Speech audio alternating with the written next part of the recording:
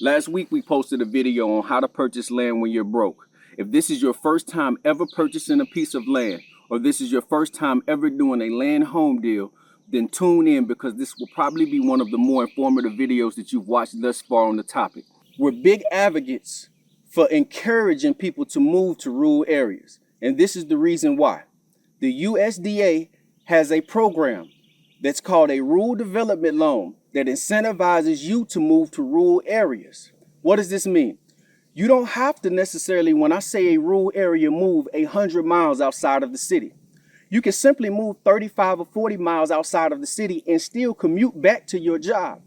But the USDA has a RD loan that incentivizes you to move to these areas. And the government will assist you, especially if you fall within a certain income bracket, to help you be able to purchase land in these areas. One of the incentives is they will completely eliminate your down payment. This is massive for families that are struggling. And I understand everyone is struggling, considering the price that rent continues to go up to, considering the prices that food continues to be risen up to, and everything is inflated for you. It's hard to save up a large sum of money just to be able to purchase a home.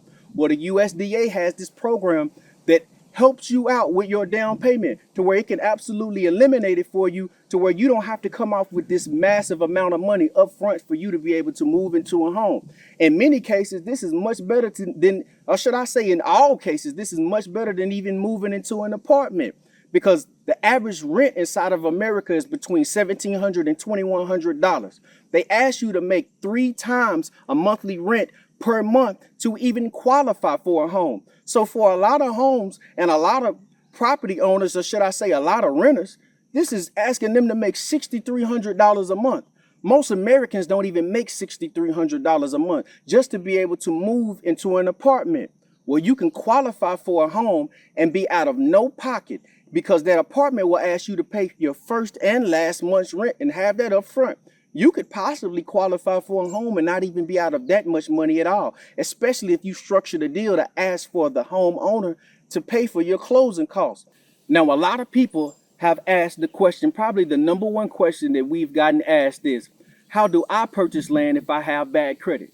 And I understand, as crazy as things have gotten inside of this country, that bad credit is becoming a more regular occurrence, meaning people are having to dip into savings. People are having to dip into credit or try to access money that they don't have in order just to be able to survive. So if you have bad credit, you want to look into owner finance property, meaning you can go directly to an owner. You don't even have to deal with a major bank institution. You don't even have to deal with a realtor. You can deal directly with an owner and find out what this owner is willing to negotiate with you to purchase this piece of land. So look into owner finance property.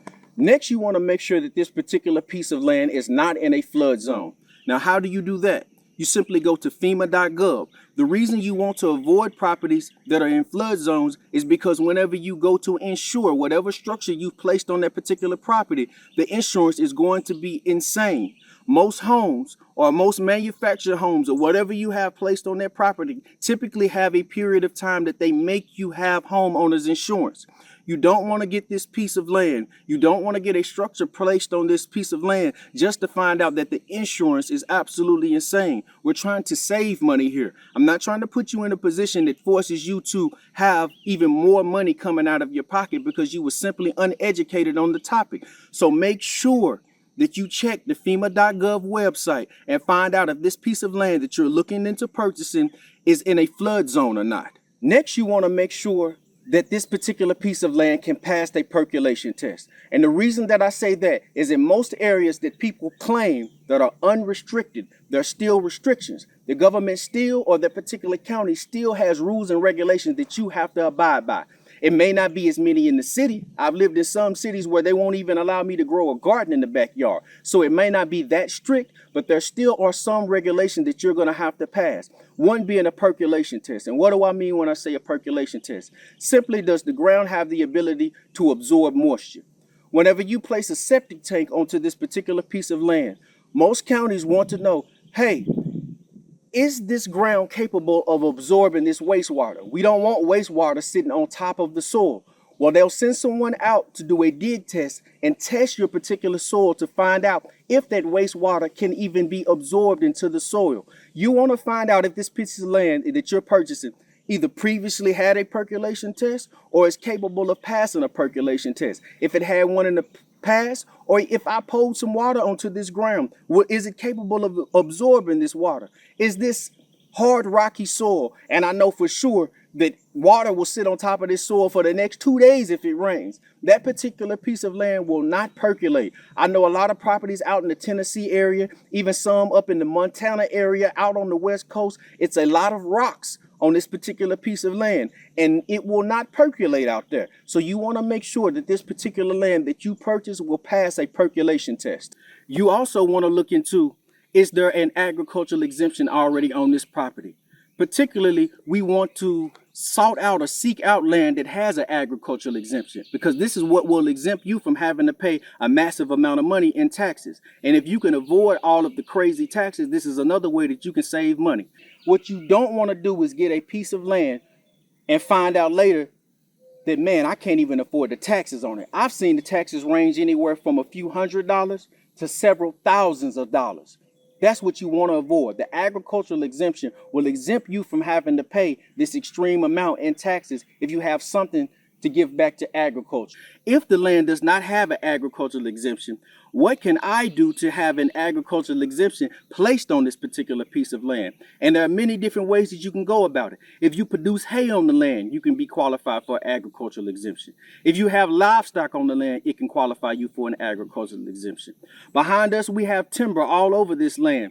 We qualify for a timber agricultural exemption for forestry. So there are many different ways that you can qualify for an agricultural exemption, but this is something that preferably you would like to have already on the piece of property, so you're insulated from this massive inflated amount of taxes that everybody is having to pay, or you want to immediately start to seek an agricultural exemption to protect as much of your finances as possible. Next, you want to look into what is the value of this piece of land. We don't want to be overpaying for land, and this is especially for my people that are looking into owner finance property. You want to find out, how much is this piece of land worth? Is it worth $5,000 for an acre? Is it worth $10,000 for an acre? Is it worth $15,000 for an acre? And there are a couple of ways that you can go about this. One, you can have the property appraised and pay $300 or $400 for it. I typically wouldn't do that if I was in the worst financial situation, or I was in a situation that money isn't readily available to me. So the next way you can do this is simply going online to a site where they sell land. We'll use Zillow for an example, because a lot of people know about Zillow, and find out what the comparable price sales are around this particular piece of land that I want to purchase. Let's just say it's a 1 acre lot. What are the other 1 acre lots around me selling for? 5 miles, 10 miles, 15 miles, 20 miles out. Are they selling for $5,000 or are they selling for $10,000? Let's just say the average price of a 1 acre lot around me is $5,000 or $8,000. I don't want to be paying $10,000 or $20,000 for this piece of land. If the average price is $8,000, then can I get the piece of land for $7,000, $6,000, $4,000? Can I come in below current market value? That way I have at least some equity in this piece of property. We still want to approach it like it is an investment. Next, you want to find out if this particular piece of land is landlocked or not. Now, what do I mean when I say landlocked? Meaning, does it have road access? Does it have road frontage in front of the property? Or is there a driveway that leads you onto the property? Okay, who owns that driveway? Does the driveway belong to you, or does it cross over someone else's land before it gets to the potential piece of land that you want to purchase? This is extremely important. I've seen cases where people have purchased land only to find out later that the driveway that leads up to the piece of land does not belong to them. It didn't transfer over whenever they purchased the land, and it actually belongs to the neighbors. Now I have to go to the neighbors and negotiate with them whatever price or whatever the current market price is for me to get a 15, 20, 50-foot driveway cut there, or for me to use the driveway that's already there. We want to avoid this. If we purchase a piece of land, we want to be sure that this particular piece of land belongs to us and that we don't have to deal with these things. Last but not least, I would say the most important thing, if you're a new landowner, this is your first time purchasing a piece of land, or this is your first time doing a land home deal, I would say is get title insurance or use a title company. The title company is going to be what protects you in the case that something goes wrong. Now, what could possibly go wrong with you purchasing a piece of land? Meaning, the previous landowner had work done by a construction company. The previous landowner did not pay the construction owner. So the construction company placed a mechanics lien on this particular property. They did not tell me a lien was on this property, and when I purchased it, that lien transferred over to me, the new property owner.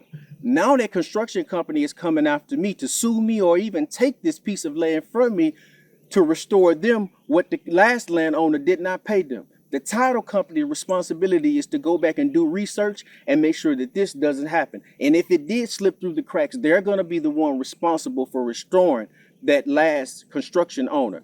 If the current landowner, or who is claiming to be the current landowner, doesn't even own the piece of property, it belongs to their mother or it belongs to their father, and somehow that slipped through the cracks and they sold it to me, that title company is the one that's going to be responsible for going back and doing the research to find out who owned this property from 10, 15, 20, 30 years ago, and does it actually belong to them? And if something goes wrong, their insurance policy is going to be what covers you to keep you from having a complete loss in your investment. There's a link in the bio that you can click that will give you even more information on the topic. I am Aisha Yar, and this is the 40 Acre Comeback. We look to encourage more and more owners, especially amongst poor people, that are paying these ridiculous, astronomical prices when it comes to rent inside of the city. Look into other options. Look into taking your freedom back.